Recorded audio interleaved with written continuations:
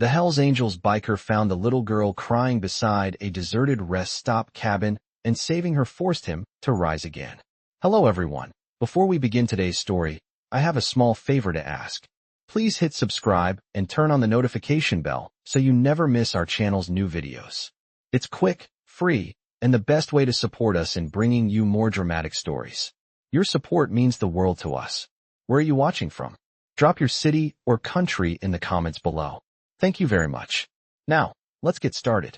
It was a cold, biting night, and the winds howled across the empty highway. The headlights of Jake's Harley-Davidson sliced through the darkness like a blade, casting long shadows over the desolate stretch of road. The road was long, and the rest stop cabins were scattered at intervals along the route, offering little more than shelter from the elements for the occasional weary traveler. Jake, a member of the notorious Hells Angels motorcycle club, had seen it all.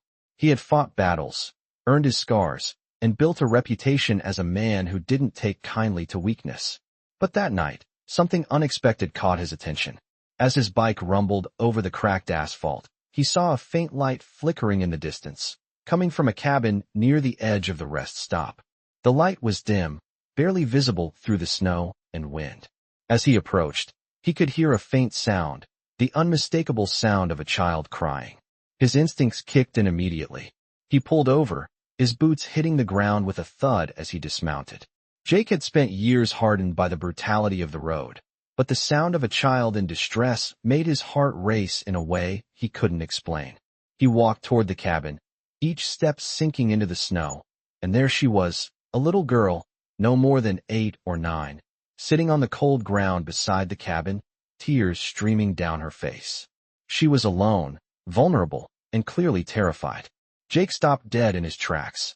The sight of her in that condition, in the middle of nowhere, was enough to make even the hardest of men pause.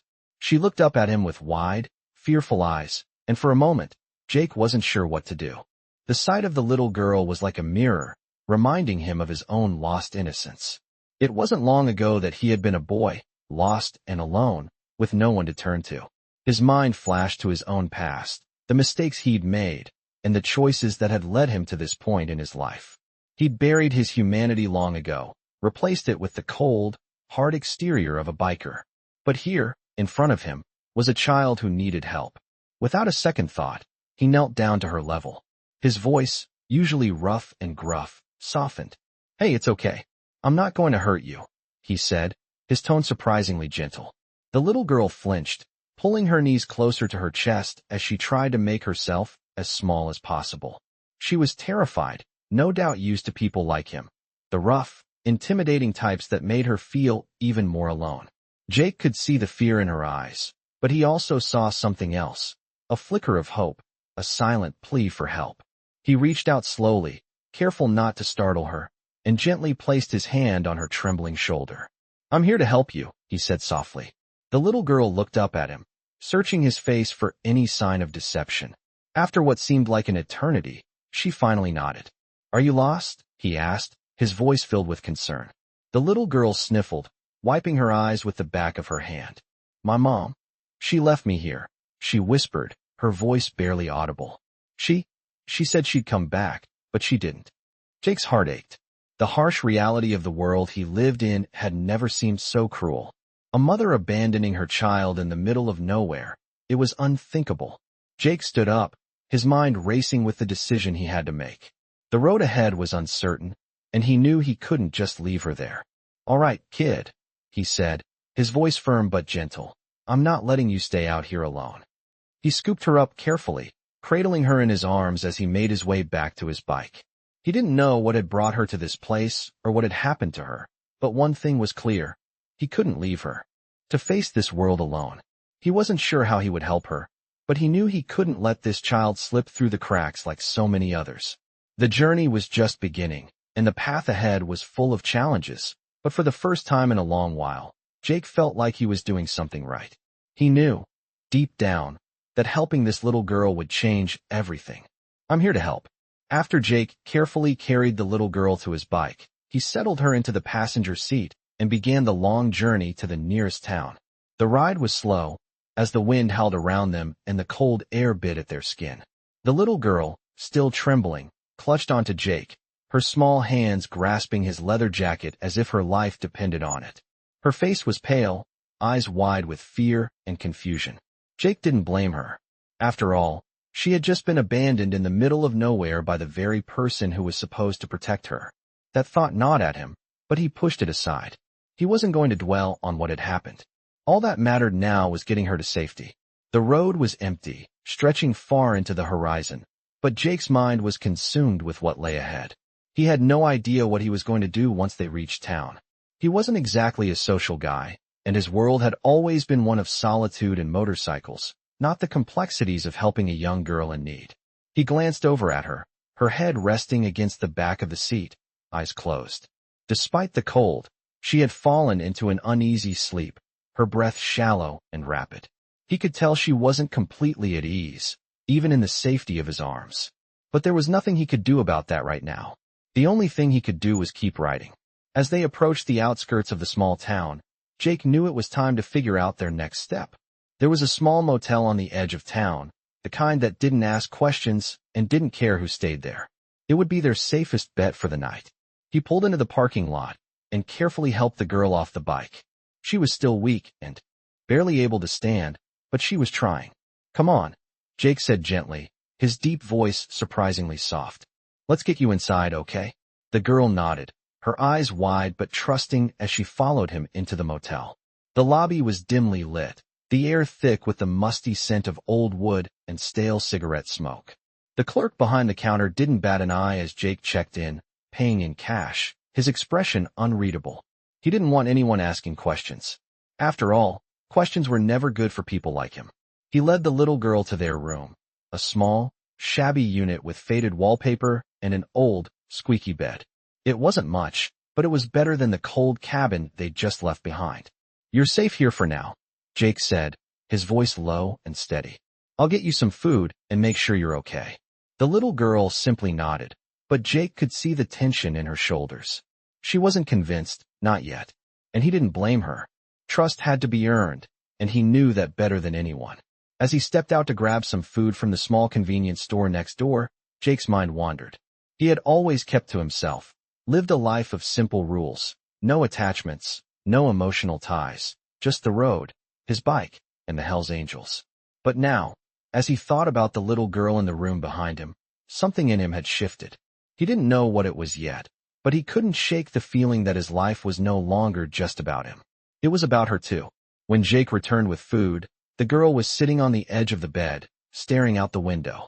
She didn't say anything as he handed her a sandwich and a bottle of water, but he could see the faintest glimmer of gratitude in her eyes. She ate slowly, taking small bites, as if savoring each mouthful.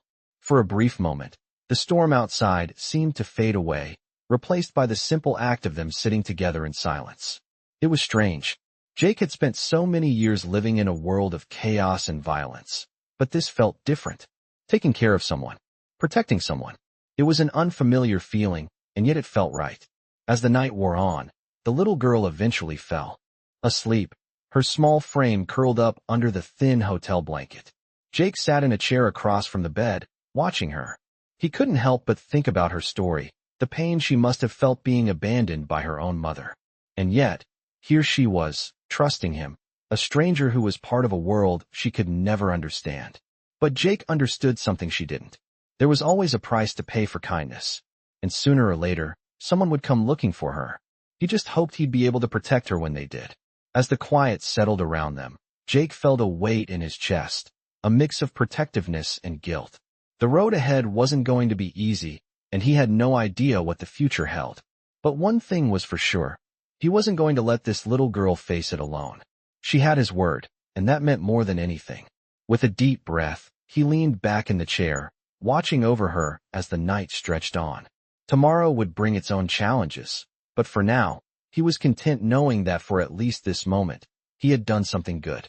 I woke up to the sound of birds chirping outside the small motel window, the pale light of the morning seeping through the cracked blinds. Jake sat in the same chair he had all night, keeping a close watch over the little girl. She was still sleeping soundly on the bed, her small chest rising and falling with each breath. He couldn't shake the feeling that something big was happening, something that was about to change the course of his life forever. The night had been quiet, but the weight of responsibility rested heavily on his shoulders. For the first time in years, he wasn't just thinking about himself. He had someone to protect. He couldn't let her down. As the sun climbed higher in the sky, Jake got to his feet and stretched. His mind wandered back to the night before, to the moment he first saw her. The girl had been so small, so fragile, sitting there in the snow, her tiny body shaking with cold and fear. It was impossible for Jake to just ride past her. That was the thing about being a Hell's Angel. He had always lived by a code that didn't include helping anyone who wasn't part of the Brotherhood. But this was different. She wasn't part of his world, but somehow, she had become a part of him. He had never cared about anyone outside of his circle, but something about her had reached him in a way he couldn't explain. She was a stranger, a little girl, but in that moment, she felt like family. Jake stood by the window and watched the sun rise higher, his thoughts racing. He had to find out what happened to her, why she was abandoned in the middle of nowhere. The idea of someone leaving a child like that, with no regard for her safety, made his blood boil. He couldn't stand it. The biker world was rough, and the people in it were hardened by the streets, but no one deserved to be treated like that. As Jake turned away from the window, he saw the little girl stirring. She slowly opened her eyes and blinked against the sunlight. Her face was still pale, but her eyes held a quiet curiosity as they met his gaze. "Good morning," Jake said softly, trying to make his voice sound less intimidating. The girl blinked again, sitting up slowly, her legs dangling off the bed. She looked around the room, then back at him. "Where am I?" she asked, her voice small and weak. "You're safe," Jake said, trying to reassure her. "We're in a motel just outside of town. You were in a bad place last night, but you're all right now." The girl nodded but didn't say anything else. There was a heavy silence between them, and Jake could tell she was still processing everything. He understood. She was in an unfamiliar place, with a stranger, and the weight of her abandonment was something no child should ever have to carry. "Do you have a name?" Jake asked, trying to break the silence. "Emma," she said quietly, her eyes glancing down at her hands. "Emma," Jake repeated, testing the name on his tongue. It felt strange, yet comforting at the same time. He wasn't used to interacting with kids, but something about her made him want to protect her. "Well, Emma," Jake said, "I need to find out where you came from and why you were left all alone. I'm not going to let anyone hurt you, but we need to figure out what to do next." Emma looked up at him, her big brown eyes full of confusion. "Do you think my mom will come back for me?" she asked, her voice cracking with vulnerability. Jake's heart sank. He wanted to tell her everything would be okay, that her mom would come back, and everything would go back to normal. But he knew better. Life didn't work like that. "I don't know, Emma," Jake said, his voice softening. "But what I do know is that I'm going to help you. You're not alone anymore. I won't let anyone hurt you." She didn't respond, but Jake could see a flicker of hope in her eyes. It wasn't much, but it was something. He got up and went to the small kitchenette in the corner of the room. He grabbed a couple of granola bars from the counter and handed one to Emma. She took it slowly, unwrapping it with shaky hands.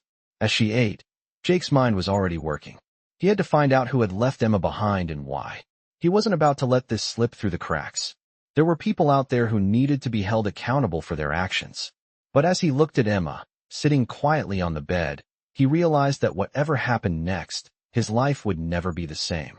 Emma needed him, and he wasn't going to turn his back on her. He wasn't sure what the future held, but one thing was certain. He was going to do whatever it took to keep her safe. The sound of his phone ringing interrupted his thoughts. He pulled it out of his jacket pocket and glanced at the screen. It was a number he didn't recognize. Hesitant, he answered. "Jake, it's Steele," a voice on the other end said. "We've got a problem." Jake's heart skipped a beat. Steele was the president of the Michigan chapter of the Hells Angels, and when he called, it was never good news. "What's going on?" Jake asked, his voice tense. "It's about the girl," Steele said. "We need to talk. Meet me at the bar an hour from now. Don't bring her.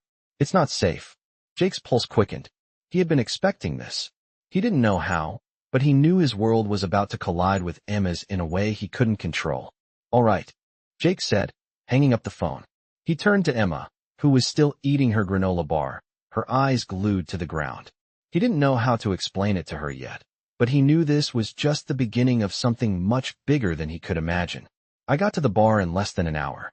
The streets were still wet from the night's storm, and the sky had cleared just enough to show the dull orange glow of the setting sun. I walked in through the door, the familiar scent of stale beer and fried food hitting me immediately.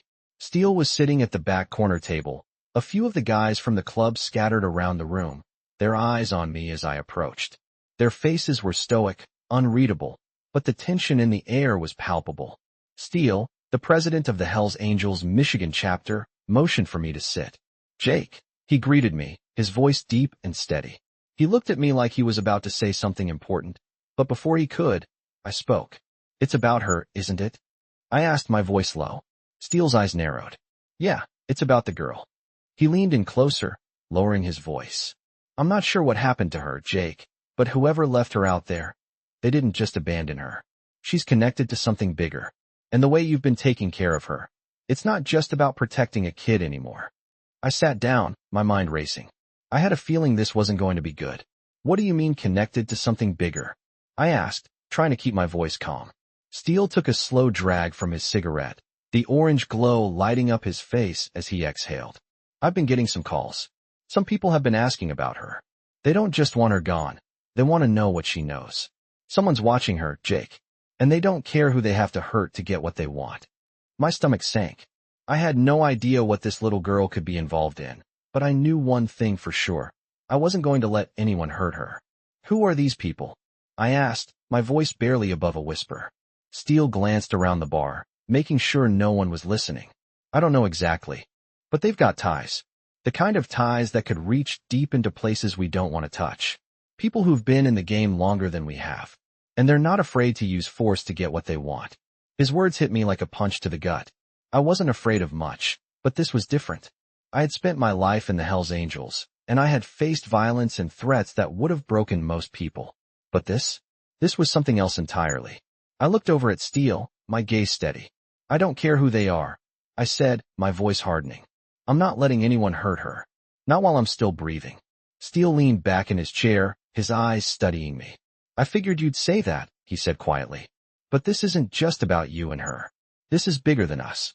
And I'm telling you right now, Jake, if you go up against them, you better be ready. You're not just dealing with street thugs. You're dealing with people who have power, connections, and they don't take kindly to threats." I nodded slowly, taking in his words. I had never backed down from a fight, but this felt different. These people weren't playing by the same rules we were. "What do I do?" I asked, my voice quieter now. Steele's face softened just a little.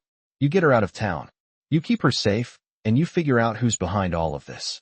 I'll make some calls, see what I can dig up. But you need to lay low for a while.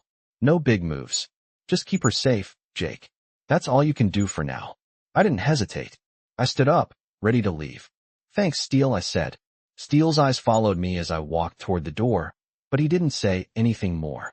I stepped out into the night, my mind already focused on Emma. She was the only thing that mattered now. I had no idea who these people were, or what they wanted with her, but I would make sure she was safe. I had made a promise to protect her, and I wasn't about to break it. As I walked back to the motel, I could feel the weight of the world pressing down on me. I wasn't sure what I was about to face, but I knew one thing: it wouldn't be easy. I needed to get Emma out of here, away from the dangers that were closing in on her. I couldn't let her fall into the hands of people who would use her for their own gain. The room at the motel was quiet when I returned. Emma was still asleep, but I could see the tension in her face, even in her sleep. She wasn't just scared. She was waiting for something, waiting for someone to come for her. I sat down on the edge of the bed, watching her. I didn't know how long we had before things got even worse, but I wasn't going to waste any more time. I had to move fast. Tomorrow, I would figure out how to get Emma to safety. I couldn't let her stay here any longer. She deserved more than this life, and I was going to make sure she got it. But as the night stretched on, I felt a growing sense of urgency. I knew the calm wouldn't last. Something was coming, and I wasn't sure I could stop it. But I was going to try. For Emma, I had to. I wouldn't let anyone take her from me. I woke up early the next morning, the cold light of dawn creeping through the motel window. I glanced over at Emma, still asleep on the bed, her face soft and peaceful for the first time in what seemed like forever. But I knew that peace wouldn't last. Not with the storm that was brewing. I rubbed my face with my hands, trying to shake off the exhaustion that had settled in my bones. The night had been long, full of unanswered questions, and the weight of the promise I had made to her was already starting to feel like too much. I couldn't fail her. I had promised to protect her, and I was about to make sure she got away from whatever danger was coming our way. The air outside was cold as I stepped into the parking lot, the scent of gasoline and old rubber mixing with the faint smell of rain. I walked over to my bike, my mind spinning with plans. I couldn't stay in this town. Not with whatever group was after Emma. I needed to get her out of here before they found us. The phone call I had received from Steele yesterday was still fresh in my mind. Whoever was after her wasn't messing around. They were dangerous, and they wouldn't stop until they got what they wanted. I wasn't sure what Emma knew, but whatever it was big enough to put her life in danger. I wasn't going to let that happen. I knew I had to move fast. I couldn't waste any time. I had no idea how far these people were willing to go, but I wasn't about to let them catch up to us. I turned around and walked back to the motel room, where Emma was starting to stir. She sat up slowly, rubbing her eyes and looking around the room. "Good morning," I said, trying to keep my voice calm, steady. She nodded but didn't say anything. I could see the uncertainty in her eyes. She didn't know who to trust anymore, and I couldn't blame her. "We need to get out of here," I told her, my voice low. She looked at me, a flicker of fear crossing her face. "Why?" she asked, her voice shaky. "There are people looking for you," I said, "and I'm not going to let them hurt you." Her eyes widened with fear, and she looked down at her hands, trembling slightly. I sat next to her on the bed, trying to offer her some reassurance. "It's going to be okay," I said softly. "I'm going to get you out of here. We're going to be fine." She looked at me for a long moment before finally nodding. "Where are we going?" she asked. "I don't know yet," I replied. "But we're going to find somewhere safe." I stood up and grabbed my jacket, slipping it on over my shoulders. "I'll get us some food," I said, "and then we'll hit the road. We can't stay here any longer." Emma stood up too, her small frame still a little shaky as she moved toward the door. "Can I bring Mr. Patches?" she asked, referring to the stuffed bear she had clutched tightly in her arms ever since I found her. I smiled slightly, my heart aching for her. "Of course," I said. "We can bring whatever you need." She nodded, holding the bear close to her chest. I could see she was trying to be brave, but the fear was still there, hidden just beneath the surface.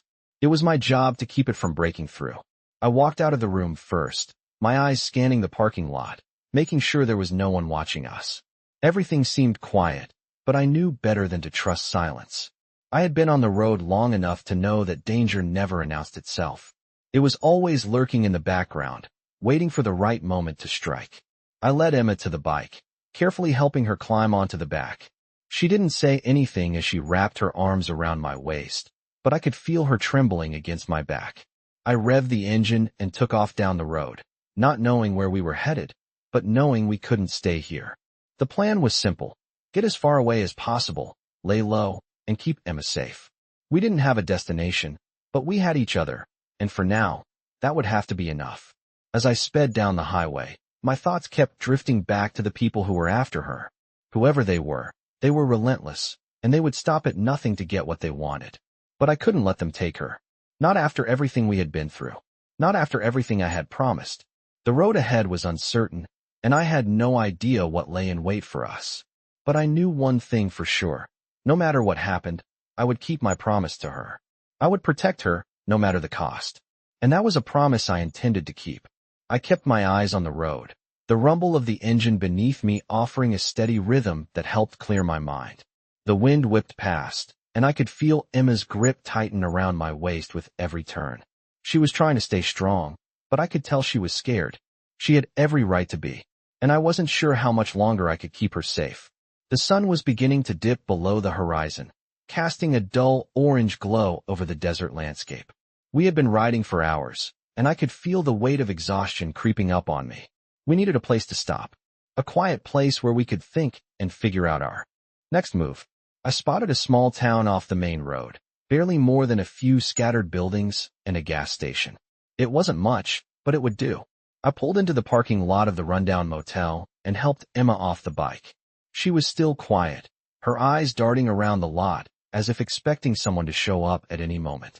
I could see the fear in her eyes, but I wasn't about to let anyone hurt her. Not while I was here. I paid for the room in cash, not wanting to leave any trace behind. The clerk gave me a look, but said nothing. We weren't the type of customers he normally dealt with, but he wasn't asking questions, and I wasn't about to give him any answers.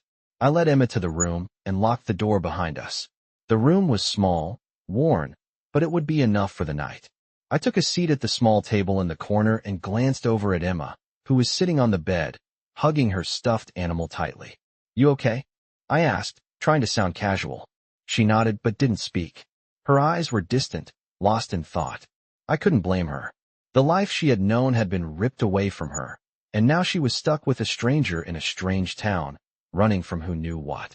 "Listen, Emma," I said, my voice softening. "I'm going to get you out of here. You don't have to worry about those people anymore. They won't find us." She looked up at me, her eyes full of uncertainty. "How do you know?" she asked, her voice barely a whisper. "Because I'm not going to let anyone take you," I said firmly. She seemed to take comfort in my words, her shoulders relaxing just a little. I wanted to believe everything I said, but the truth was, I didn't know how long we could keep running. Whoever was after her was dangerous, and they weren't going to give up easily. But for now, I had to focus on the moment. I had to make sure she was safe. I went to the window and peeked through the blinds, scanning the empty street. Nothing. The quiet was unsettling, but I couldn't let my guard down. "Not now. I'll keep watch tonight," I said, walking back to the table. "You try to get some rest. I'll wake you up if anything happens." Emma nodded again, but she didn't move from the bed. She was still clutching her stuffed animal, her knuckles white from the grip. I couldn't imagine what she was going through. I sat down at the table, the silence in the room heavy between us. My mind kept racing back to the events of the last few days. I had never been someone to get attached to people, to care about anyone outside the club. But Emma was different. She needed me, and I wasn't about to let her down. I looked over at her again, and this time, I could see the exhaustion in her eyes. She was tired, scared, and alone, just like I had been when I first joined the Hells Angels. I didn't know how to explain it, but something about her reminded me of my younger self. She didn't deserve this. She didn't deserve to be dragged into a world of violence and fear. I had to protect her. I had to make sure she never had to go through what I went through. The night passed slowly, the silence broken only by the occasional creak of the motel's old floorboards. I stayed awake, my eyes constantly scanning the room and the street outside. Emma eventually fell asleep, her breathing slow and steady. I watched her for a long time, the weight of my promise to protect her heavy on my chest. But I couldn't rest. Not yet. I knew that tomorrow would bring new challenges. The people after her wouldn't stop, and we had to be ready for whatever came next. At some point, I must have nodded off, because I woke up to the sound of knocking on the door. My heart leapt in my chest, and I stood up quickly, instinctively reaching for the gun I kept hidden in my jacket. I checked the peephole, my heart pounding in my ears. A figure stood in the hallway, but I couldn't make out their face. Whoever they weren't here for a friendly chat. My mind raced as I tried to think of a plan. I couldn't risk Emma's safety. I had to protect her. I looked over at her, still fast asleep on the bed. I couldn't let her wake up to this. The knocking came again, louder this time, accompanied by the sound of muffled voices. I had no choice. I had to confront whoever was out there. Taking a deep breath, I moved toward the door, my mind already working through the next steps. This wasn't over. It was just beginning. I stood frozen for a moment, my hand resting on the door handle. The knocking outside continued, persistent and urgent. My heart was pounding in my chest, adrenaline coursing through my veins. Whoever was on the other side, they weren't here for small talk. I glanced over at Emma, still asleep on the bed. I had to keep her safe, no matter what. I slowly pulled the gun from my jacket, the cold metal a harsh reminder of the reality I was living in. I moved carefully, staying low, trying not to make a sound. My mind raced, weighing my options. I couldn't let anyone come in here and get close to her. I wasn't sure who these people were, but I knew they were dangerous. The knocking grew louder, more insistent, as if they were testing the door. "Jake," a voice called out from the other side, low and gravelly. "We know you're in there. Don't make this harder than it needs to be." My fingers tightened around the gun. I recognized that voice. It was Steele, the president of the Michigan chapter of the Hells Angels. He had called me yesterday, warned me about the people after Emma. But this was different. I wasn't sure if he was here to help, or if he was part of the problem. I hesitated for a moment, wondering if I should open the door and face him. But then I remembered what Steele had said, how he warned me about people with power, people who didn't care about right or wrong. I wasn't about to trust anyone who didn't have Emma's best interests at heart. Jake, Steele's voice came again, a little louder this time. You don't want to do this. Open the door, and we'll talk. We're just trying to help you. I didn't move. I wasn't going to fall for his words.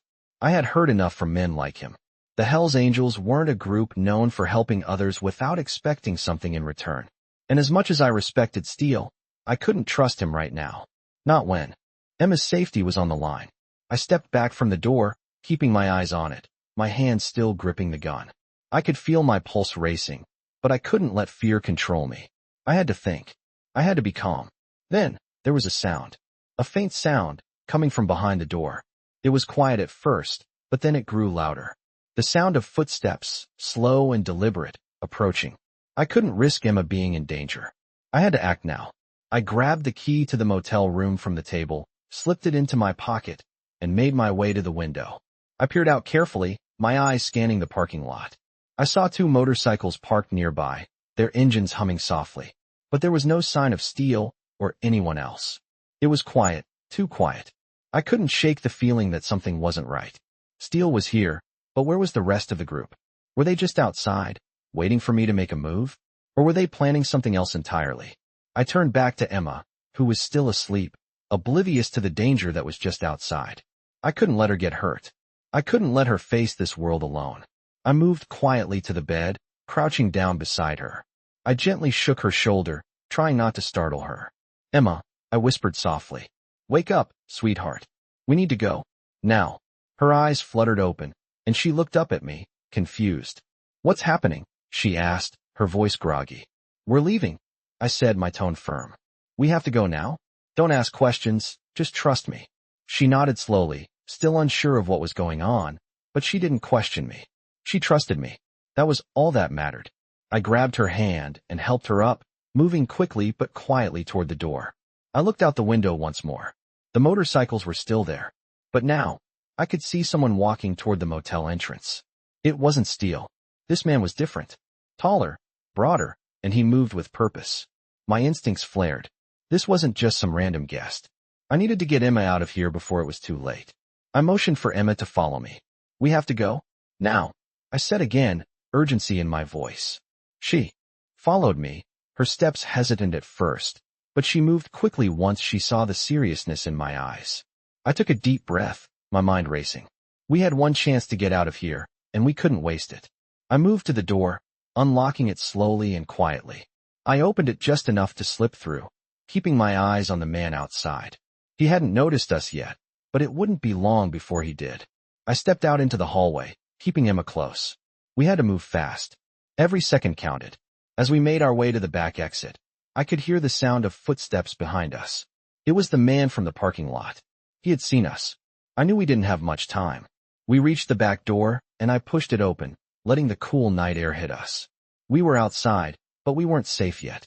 I glanced around the parking lot. The motorcycles were still there, but the man was getting closer. I took Emma's hand and ran toward the alley, my heart pounding in my chest. I could hear the man's footsteps behind us, but I didn't look back. I couldn't afford to. We had to make it to the road. If we could get out of town, we could find somewhere safe. But first, we had to outrun this guy. I could hear him getting closer, his breathing ragged. He wasn't far behind. I glanced around, looking for an escape route, anything that could help us get away. Then I saw it, a dark car parked at the far end of the alley. The engine was running. I didn't have time to think. I grabbed Emma's hand again and pulled her toward the car. We could make it. We had to. We ran faster, my mind focused solely on getting us out of there. The car's headlights flashed on as we reached it, and the door opened. A figure stepped out, but it wasn't the man from the parking lot. It was Steele. He was standing there, looking at us with a cold expression. Get in, he said simply, motioning for us to hurry. I didn't hesitate. I grabbed Emma and pulled her inside. We slammed the door shut, and the car sped off, leaving the motel behind. I sat back in the car, the engine humming softly as we sped down the deserted highway. Emma was sitting next to me, her small hands clutching her stuffed bear tightly, her eyes wide with confusion. She didn't speak, but I could see the fear in her eyes. I wasn't sure if she understood what was going on, or if she even understood that we were still in danger. But I knew she trusted me, and that was all that mattered. Steele sat in the front, his eyes focused on the road ahead, his expression unreadable. I had no idea where we were going, but I trusted him. At least, I trusted him enough to follow him. The drive was tense, the silence in the car oppressive. We passed mile after mile of dark, empty road, the headlights cutting through the night like a knife. I couldn't shake the feeling that something was off, that we were being watched, but I couldn't pinpoint why. Finally, Steele broke the silence. "We're headed to a safe house," he said, his voice low and calm. "It's off the grid. No one knows about it, except for the people who need to know." I nodded, not trusting myself to speak.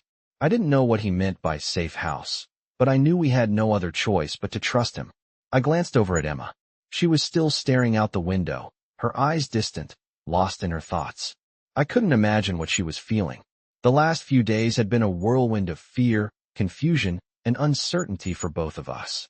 We didn't have the luxury of time to process everything. We just had to keep moving. The car made a sharp turn off the main road, the tires crunching against the gravel as we drove down a narrow, winding path. The trees on either side loomed like dark sentinels, the branches swaying in the wind.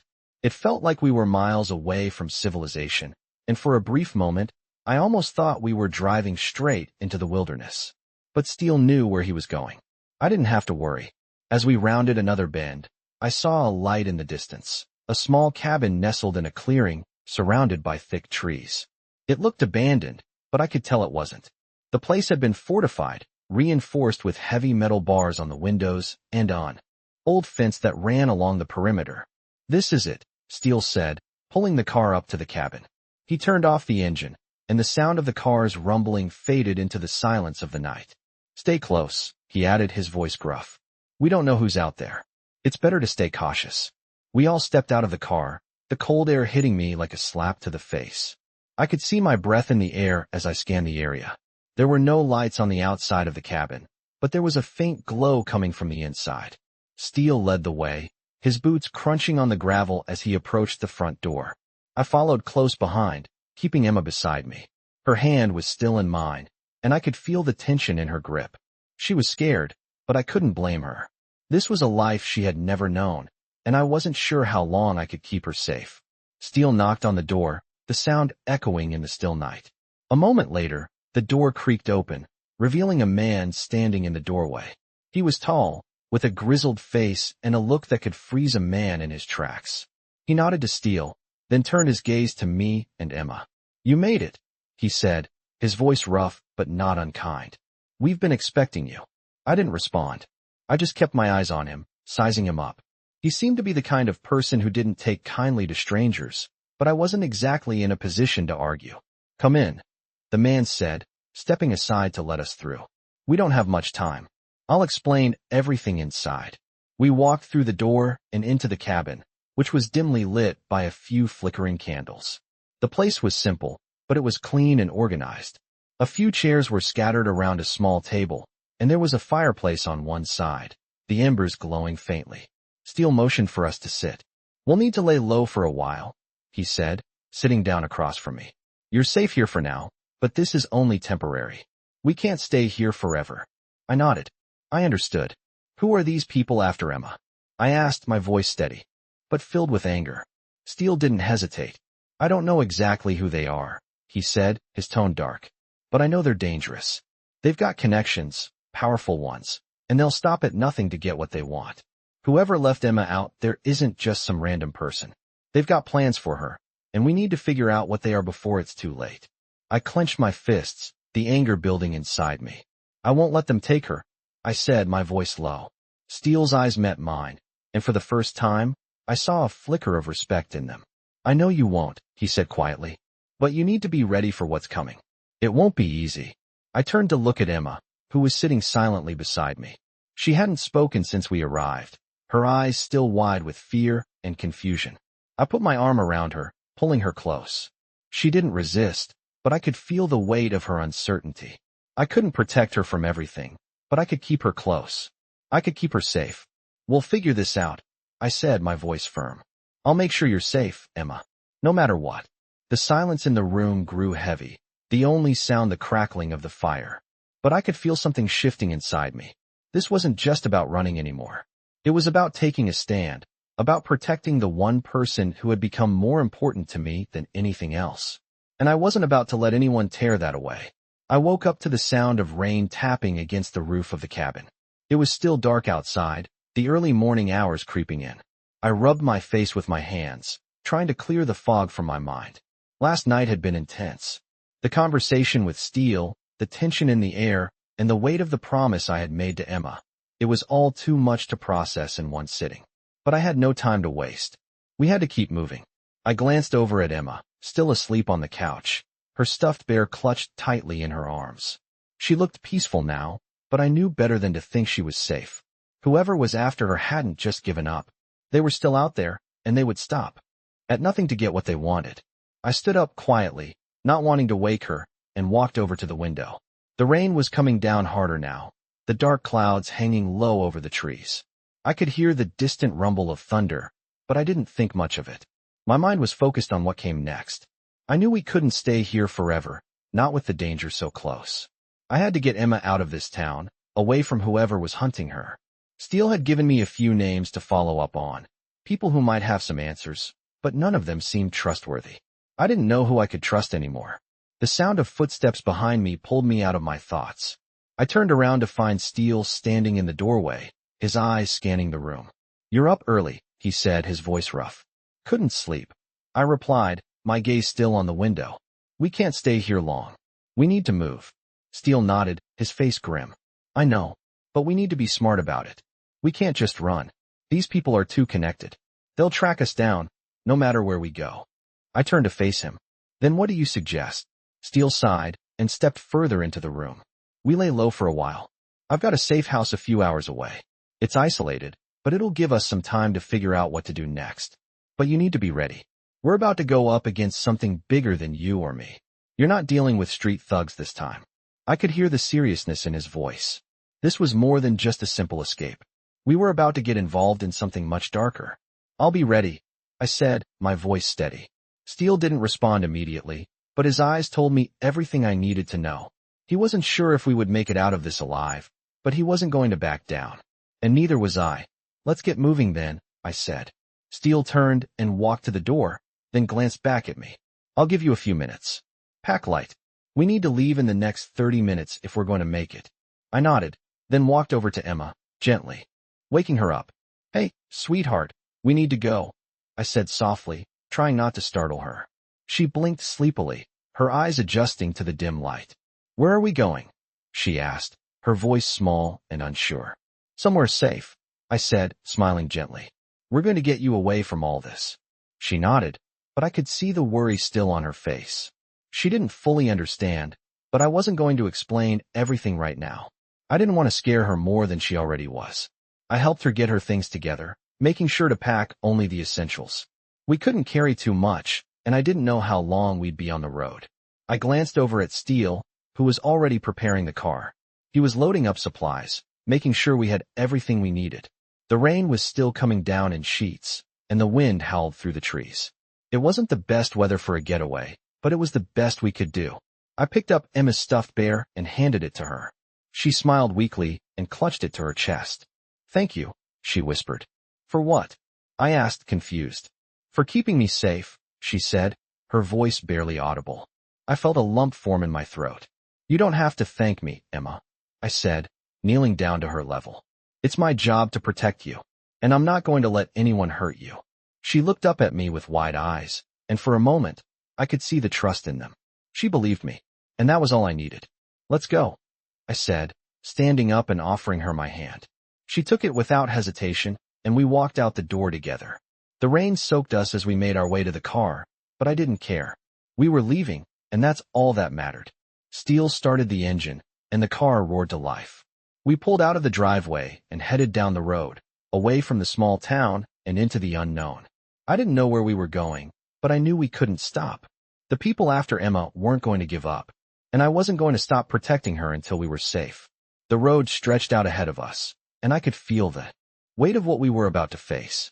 But for now, all that mattered was getting Emma out of danger. We would figure out the rest later. One thing was for sure, We were in this together, and I wasn't going to let her down. I didn't know how long we had been driving, but the miles seemed to stretch on forever. The rain had slowed to a light drizzle, but the sky remained a dull gray, heavy with clouds. Emma had fallen asleep in the back seat, her head resting against the window, her stuffed bear still clutched tightly in her arms. She looked peaceful, but I knew the nightmare wasn't over for her. She was still in danger, and so was I. Steele was focused on the road, his grip tight on the steering wheel, his eyes scanning the rearview mirror every few seconds. We hadn't seen anyone following us, but I couldn't shake the feeling that someone was watching. It was too quiet, too still. Whoever was after Emma wasn't going to let us go that easily. I glanced at Steele. How much further? I asked, my voice low. Steele didn't look away from the road, but answered in a calm tone. Not much longer. There's a place we can stop for a few hours. We'll lay low, catch our breath, and figure out the next step. I nodded, not sure if I could trust that next step would be as easy as he was making it sound. Steele had been right about a lot of things so far, but we were in deeper than either of us had expected. The people after Emma were connected, powerful, and ruthless. They weren't going to give up without a fight. I looked back at Emma. She was still asleep, but the way her small frame was curled up in the seat, her face relaxed, reminded me of just how much she had already been through. I had promised to protect her, but every moment I kept her in this life of running, hiding, constantly moving, was a moment I couldn't take back. I sighed, my mind wandering, but Steele's voice cut through my thoughts. We're close. We need to be ready. Once we stop, it's going to get real. This isn't just about keeping Emma safe anymore. We're up against some serious players, and they won't hesitate to do whatever it takes to get what they want. I met Steele's gaze in the rearview mirror. What exactly are we up against? I asked. Steele's jaw tightened. I don't know. Not fully. But I do know that whoever left Emma, there wasn't just some random person. She's tied up in something big, Jake. These people are connected to things we don't even want to think about. And if they want her, they'll do whatever it takes to get her back. The weight of his words settled on my chest like a stone. I had no idea what I had gotten myself into, but I knew one thing for sure. I wasn't going to back down. I couldn't. Not with Emma depending on me. The car turned off the main road and onto a narrow gravel path. I couldn't see much, but I could tell we were deep into the woods. Steele had mentioned a safe house, and it looked like we were almost there. The trees on either side of the path loomed tall and thick, blocking out the last bit of daylight. The car slowed to a stop in front of a small cabin, tucked away in the corner of the woods. It was quiet, almost eerily so. No lights were visible through the windows, but I could feel the tension in the air. We were far from any other people. That was both a blessing and a curse. Steele turned off the engine and looked at me, his expression serious. We stay here until we figure out our next move. No more running. We need answers, and we need to know who we're really up against. I nodded, but the doubt in my gut wasn't going away. This was too easy, too quiet. I opened the car door, the cool air hitting my face, and stepped out, keeping my hand near the gun in my jacket. The last thing I wanted was to be caught off guard. Emma stirred in the back seat as I helped her out of the car. She clung to my side, her small hand gripping mine as we walked toward the cabin. I didn't want to scare her, but I couldn't help but feel the weight of what was to come. Stay close, I whispered to her as we reached the door. Steele knocked twice, the sound echoing through the stillness of the woods. After a few seconds, the door creaked open, and a man appeared in the doorway. He was older, his face weathered and tired, but his eyes were sharp and alert. You made it, he said simply, stepping aside to let us in. I didn't trust anyone easily, but this man's calm demeanor put me at ease, just slightly. We stepped inside, and the door clicked shut behind us. The cabin was dimly lit, the only light coming from a small fire crackling in the fireplace. There was a heavy, earthy smell in the air, and I could tell the place hadn't been used much recently. It was the kind of place you'd go to when you didn't want to be found. The man motioned to a worn sofa in the corner. Sit, he said. We've got a lot to talk about. I didn't sit. I kept my eyes on the man, trying to gauge if he could be trusted. Who are you? I asked, my voice firm. The man raised an eyebrow, but didn't seem offended. Name's Jack, he said. I've been keeping an eye on things. You two aren't the first to show up here, but you're the most important. The words hit me like a punch to the gut. Emma wasn't just a kid on the run. She was something bigger, something important. and I didn't know how deep the rabbit hole went, but I was about to find out. Jack turned towards Steele, who was already sitting at the table, his face grim. "You've got a lot of people after you, kid," Jack said, looking at Emma. She flinched but didn't speak. "And I'm afraid they'll stop at nothing to get to her." My grip tightened around the gun at my side. I wasn't sure what was coming, but I knew one thing. I wasn't going to let them get her. Not on my watch. I watched Jack closely as he stood near the fireplace, the flickering shadows casting long lines across his face. Emma, still holding tightly onto her stuffed bear, was sitting quietly on the worn sofa, her small form hunched as though trying to make herself as invisible as possible. The silence in the room was thick, broken only by the crackling of the fire and the occasional rattle of the cabin's old wooden beams. Steele sat at the table, his arms crossed, his eyes flicking back and forth between Jack and me, his expression unreadable. I didn't like not knowing who I could trust, but there was no time to waste. The fact that people had been looking for Emma for so long made it clear that her safety was far from guaranteed. Jack finally broke the silence. "You're going to need to be ready," he said, his voice low and steady. "Whoever's after her, they won't stop. They'll tear through anyone who stands in their way." I didn't need to hear more. I knew what kind of people we were dealing with. I had spent enough years in the Hells Angels to understand that when people like these set their sights on something, they didn't let go. "How do we stop them?" I asked. Jack looked at me like he was considering whether to tell me the truth or keep me in the dark a little longer. Finally, he sighed. "You don't stop them. You survive. You keep moving. But we need more information, and we need it fast. These people are connected to something much bigger than you realize. This isn't just a kidnap or ransom deal. Whoever's pulling the strings has ties everywhere. Powerful people who don't want this kind of thing getting out." I looked at Emma. She was still staring at her hands, the weight of what was happening too much for her small shoulders. I couldn't let her carry any more of this. I had to protect her, no matter the cost.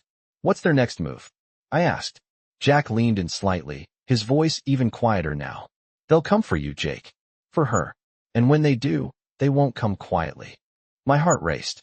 It was one thing to know that we were being hunted, but it was another to hear someone like Jack, someone who had lived through the worst, say it so plainly. I didn't like the sound of it, but I knew he was right. The people after Emma wouldn't stop until they got what they wanted. They never did. I stood up from the chair, my mind made up. "We're leaving here," I said. Jack raised an eyebrow but didn't respond. "Now," I added, "we can't stay here much longer. If we're going to figure out who's behind this, we need to move fast. If they've got the kind of connections you're talking about, we won't have much time before they close in." Steele finally spoke up, his voice gruff. "Jake's right, but we have to be smart. We can't just run from place to place, hoping they'll miss us. We need to go on the offensive, find out who's behind all this. I don't care how dangerous they are. We can't just hide forever." I nodded, locking eyes with him. "Then let's find a way to get the information we need. Let's take this fight to them before they get a chance to come for us." The words felt heavy in my mouth, but they were the only words that made sense. Steele pushed his chair back, standing up. "All right, we'll need supplies. Jack, you've got any leads?" Jack's eyes narrowed. "I've got one. But it's risky. If we go after this, there's no turning back. We go in, we take what we need, and we get out. But there's no telling how far this thing goes. This could get real ugly, real fast." I glanced over at Emma. She hadn't moved, but I could see her eyes flicking between the adults, trying to make sense of the situation. I knelt down next to her. "You okay?" I asked. She nodded slowly, but the fear in her eyes was undeniable. "I'm scared," she whispered, her voice barely audible. I took a deep breath and reached out, brushing a strand of hair from her face. "I know, kid. I know. But you don't need to be scared. I'm here, and I'm not letting anything happen to you. I promise." She gave me a small, tentative smile, but I could tell she didn't fully believe me. And how could she? She had been through so much already, and now I was asking her to trust me even more. But I wasn't going to break my promise. Not this time. Steele turned back to us, his expression serious. "We need to move fast. I've got a guy in town who might know something about the people after you, Emma. He's risky, but he's our best shot. He runs a little shop by the old train yard. We'll get there, talk to him, and see what we can dig up. But we can't waste any time. I'll have a plan ready when we get there." "All right," I said. "Let's go." We made our way out of the cabin, back into the car, the rain still falling lightly around us. The road ahead was uncertain, but I had one thing on my side: determination. I wasn't going to let these people get to Emma, not while I still had breath in my lungs. As we drove toward the old train yard, I kept my eyes on the road, my mind racing. The closer we got, the more I felt like something was off. The tension was building, and I couldn't shake the feeling that we were walking straight into the lion's den. But there was no turning back now. Whatever came next, we would face it head on. Together. I could feel the tension thickening in the air as we approached the train yard. The car's tires crunched over the wet gravel, and the low hum of the engine seemed to match the heavy thoughts swirling in my mind. Steele sat in the front, his eyes fixed on the road, while I kept glancing at the rearview mirror. Every shadow, every passing vehicle made my heart race. I wasn't just worried about what was ahead, I was worried about what was behind us.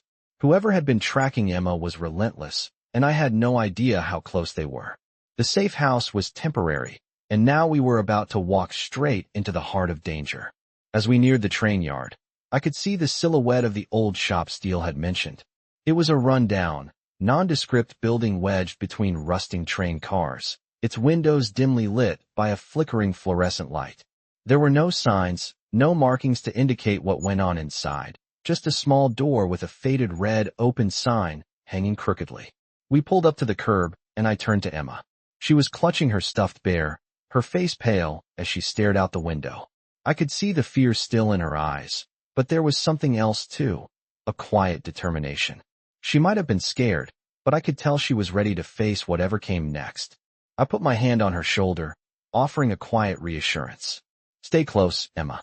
Don't let go of my hand, okay?" She nodded silently, her small hand gripping mine tightly. I gave her one last look before stepping out of the car, Steele already ahead of me, walking toward the door of the shop. I followed him, keeping my eyes alert. We didn't know who we were about to meet, but Steele had told me this guy could help us. The door creaked open, and the musty air of the shop hit me. It was a strange mixture of grease, machinery, and something I couldn't quite place. The walls were lined with shelves filled with tools, spare parts, and a few scattered boxes. In the back, a man stood hunched over a workbench, wiping his hands with a rag. His face was obscured by a thick beard, but his eyes were sharp and calculating. "Steele," the man said, his voice low and gravelly. He didn't look surprised to see us, as if he'd been expecting us all along. "You brought the kid." Steele nodded curtly. "We need answers. Now." The man didn't move immediately. He studied us for a moment, his eyes flicking from Steele to me and then to Emma, who was standing quietly by my side, her eyes wide and curious. After what felt like an eternity, the man sighed and wiped his hands again, his eyes never leaving Emma. "Come in, all of you," he said finally, motioning to the workbench. "We've got a lot to talk about." I stepped into the shop, my senses on high alert. The shop felt like a place of secrets, hidden away from the rest of the world. It was the kind of place where things went to be forgotten or hidden. The man gestured to a dusty couch against the far wall. I nodded for Emma to sit, and she obeyed without a word. I took a seat next to her, my eyes fixed on the man, waiting for him to speak. Steele stood by the door, his arms crossed, his jaw clenched. He wasn't here to waste time. "Who are these people after Emma?" I asked, my voice low but firm. The man looked at me, his face softening slightly. "I don't know who's behind it," he said, his voice low, "but I know enough. The kid is connected to something big, something dangerous. These people, whoever they are, they don't care about her well-being. They care about the information she might have. They'll do anything to get to it." My heart sank. I had known it wasn't just about Emma being in danger. There was something much darker at play. "What kind of information?" I asked, my mind racing. The man looked at me for a long moment before he spoke again, his voice barely a whisper. "I can't say for sure, but I know this. Someone went to great lengths to make sure Emma was kept hidden. She's not just a kid in the wrong place at the wrong time. She's tied to something that could ruin a lot of people if it ever got out." The weight of his words hit me hard. Whoever was after Emma wasn't just some petty criminals. They were powerful, and they would stop at nothing to get what they wanted. Steele stepped forward, his voice cutting through the tension. "So what do we do now?" The man glanced at Steele, then back at me. "We need to find out exactly what she knows. And fast. I've got some contacts who might be able to help, but we have to be careful. One wrong move, and this whole thing could blow up in our faces. I could feel the anger rising in me. The thought of someone using Emma for their own gain, of her being caught in the middle of this mess, made my blood boil. But I couldn't let that anger cloud my judgment. We needed answers, and we needed them now. How do we get those answers? I asked, my voice steady despite the rage bubbling inside me. The man's eyes flicked to Emma. We need to ask her questions, he said quietly. But we need to be careful. She's just a kid, and she might not even know what she's carrying. But we need to find out, or this will never stop. These people won't stop until they get what they want. I looked at Emma, her eyes wide with confusion, still clutching her bear. I could see the weight of what was happening sinking in, but she didn't fully understand yet. She didn't know the danger that was coming for us. I had to protect her, no matter what. I'll keep her safe, I said, my voice firm. I promise. The man nodded slowly. You'll need all the help you can get. But first, we find out who's pulling the strings. I nodded, my mind already racing with the possibilities. We were about to go up against people who had power, people who wouldn't hesitate to do whatever it took to get what they wanted. But I wasn't going to back down. Not now. Not when Emma was counting on me. The man moved toward a desk at the back of the room, pulling out a folder. He handed it to me, and I opened it carefully. Inside were names, numbers, and connections I didn't recognize. The puzzle pieces were starting to fall into place, but we still had a long way to go. The next few hours would determine everything. Whatever came next, I knew one thing for sure. We were all in this together, and I wasn't going to let anyone tear that apart. I looked down at the folder in my hands, the names, numbers, and addresses inside all blurring together as my mind tried to make sense of it all.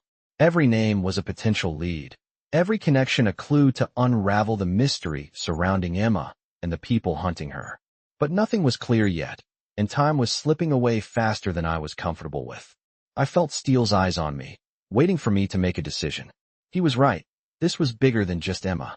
This was about survival, and if we didn't act quickly, we would be swallowed up by whatever was coming for us. I pushed the folder aside and turned to Emma, who was still sitting on the couch, her eyes darting between me and the others in the room. She didn't understand everything, but I could see the questions in her eyes. She was scared, and she had every right to be. This wasn't the world she should be living in. I had promised her I would protect her, and I wasn't about to break that promise. I walked over to her, kneeling down so we were eye level. Hey kid, I said softly. She looked at me, her small hand still clutching her bear. I'm not going to let anything happen to you, I said, trying to keep my voice calm, even though everything in me was screaming to get her out of here. We're going to figure this out, okay? You're safe. She nodded slowly, but I could see the doubt lingering in her eyes. I didn't blame her. She was just a little girl, caught in a storm she couldn't control. But I was going to be the one to protect her from it. I stood up and turned back to Steele and Jack. We need to move. We can't stay here. We're too exposed. Whoever's after us knows we're here, and they'll be coming soon. Jack nodded, his eyes scanning the room, his face grim. He's right, Jack said. You need to get out of town. Lay low. Find somewhere to disappear for a while. I've got a place where you can hide out, but it's going to take time to make sure it's safe. We don't have time, I replied, frustration creeping into my voice. Every minute we waste is another step closer to someone finding us. Steele gave me a hard look. Listen, Jake, I get it. But rushing in without a plan is going to get us killed. These people have connections we don't even understand. They can make us disappear without anyone ever knowing we were here. I clenched my jaw, trying to hold back my anger. I didn't have the luxury of waiting. I had to protect Emma, and I had to do it now. I don't care about their connections, I said, my voice low but firm. I'm not going to let them hurt her. We need to go now. Steele's eyes narrowed, and for a moment, I thought he might argue. But then he nodded. All right, we move now. But we do it my way. You follow my lead, and we get her out of here alive. I didn't argue. Steele knew what he was doing. He had been in situations like this before. And right now, I had to trust him. I turned back to Emma, who had been silently watching the exchange. You ready? I asked her, kneeling down again. She looked up at me with wide eyes, her lips trembling. But then she nodded. Ready, she whispered. My heart ached as I looked at her. This wasn't the life I wanted for her, but it was the life we had. And I wasn't going to let her face it alone. All right, I said, standing up and turning to Steele and Jack. Let's go. We quickly gathered our things, what little we had, and moved to the door. Steele went first, checking outside, and Jack followed close behind, keeping his head low. I stayed with Emma, my eyes scanning every shadow, every corner, knowing that one wrong move could be our last. We made it out to the car, and as we climbed in, I couldn't shake the feeling that we were being watched. The hairs on the back of my neck stood up as we pulled away from the cabin, the headlights casting long shadows against the trees. Steele drove, his hands tight on the wheel, his eyes constantly scanning the road ahead. The engine hummed steadily beneath us, but I could feel the weight of the situation pressing down on me. This wasn't just about running anymore. This was about survival. Emma sat quietly beside me, her eyes still wide, but now she was holding onto my hand, her grip tight, as if she was trying to hold on to some sense of safety. I gave her hand a reassuring squeeze, but I wasn't sure if I was the one trying to find comfort in her touch, or if she was the one trying to find comfort in mine. As we drove through the winding roads, the small towns disappearing behind us, I could feel the tension building. We weren't just running from danger, we were running toward it, whether we liked it or not. I didn't know what lay ahead, or what was waiting for us in the shadows, but I knew one thing for sure. No matter what happened, I wouldn't let them take Emma. I would fight for her with everything I had. And if it meant facing down the people who were hunting us, then so be it. We were in this together, and I wasn't going to let her down. Not now. Not ever.